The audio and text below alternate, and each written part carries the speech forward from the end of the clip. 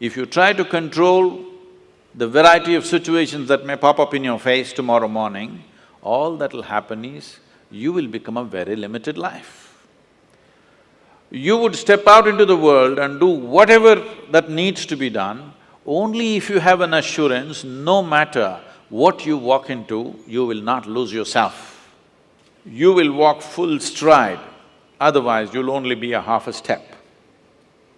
Most human beings are half steps because the fear of suffering. If this happens, what'll happen to me? If that happens, what'll happen to me?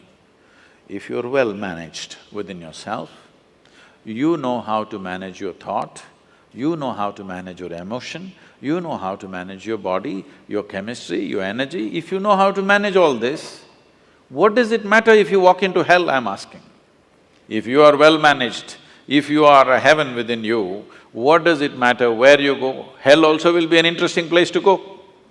But if you are ill-managed, then you want to be in a nice place all the time. You will not step out into anything.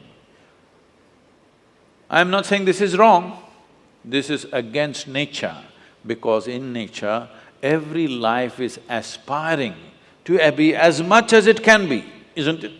Every life is naturally aspiring, this is not a philosophy, this is not an ideology that you must do this or that. It is natural and intrinsic for every life that it will do as much as it can.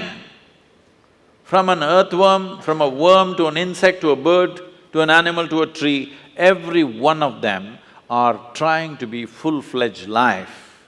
If you go against this simply because of the fear of suffering, then all possibilities of exploring the nature of being human, the tremendous immensity of being human is just lost upon humanity. Today, you will see this everywhere. When people say, I am only human, they are talking about the limitations of being human. They are not talking about the possibilities of being human, isn't it?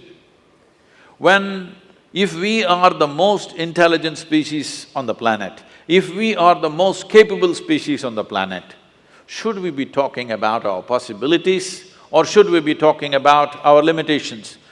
Whenever anybody writes or says, oh, we are human, they're always referring to their limitations, never to the possibilities of being human. This is because the most fundamental things have not been taught in our education systems, how to handle your thought and your emotion.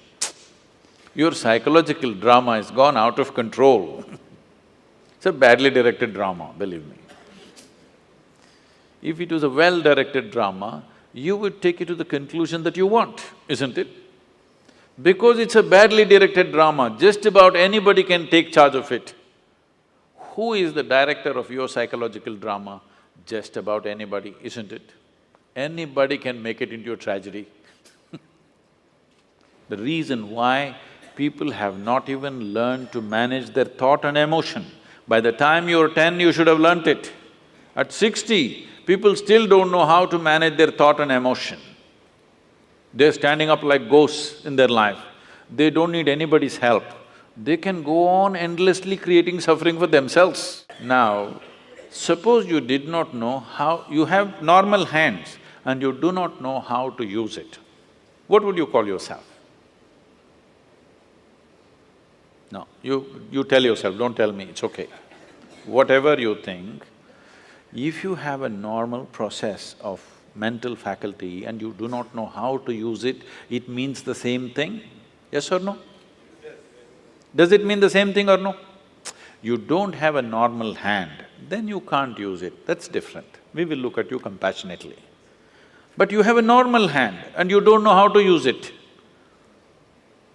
Whatever word you use to call yourself, don't tell me, but the same thing goes if you don't know how to use your thought and emotion towards your well-being, isn't it? Because ill-managed. Because the fundamentals of life are not grasped. What is the nature of my existence? If you don't know this, how do you manage it? Only if you grasp the nature of something, then you learn to manage it, isn't it? You don't even see what it is, how to manage it? There is no way to manage it.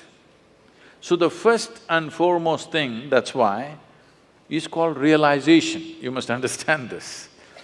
In this country, in this culture, we never refer to any kind of spiritual realization as an attainment. We only said it is a realization. Realization means you simply saw what is already there. You did not invent anything.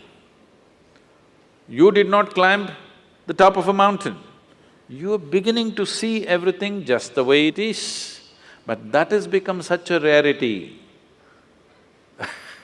that it is being hugely valued. Someone was asking me 3 days ago, I was in Kerala, "Sadhguru, you seem to know everything." I said, "See, there is only one thing I know. I know this one thing from its origin to its ultimate." I said, "I know only one thing, and what are you clapping your hands for?" I know only this one thing. But because the nature of human experience is such, you know everything only through this one, isn't it?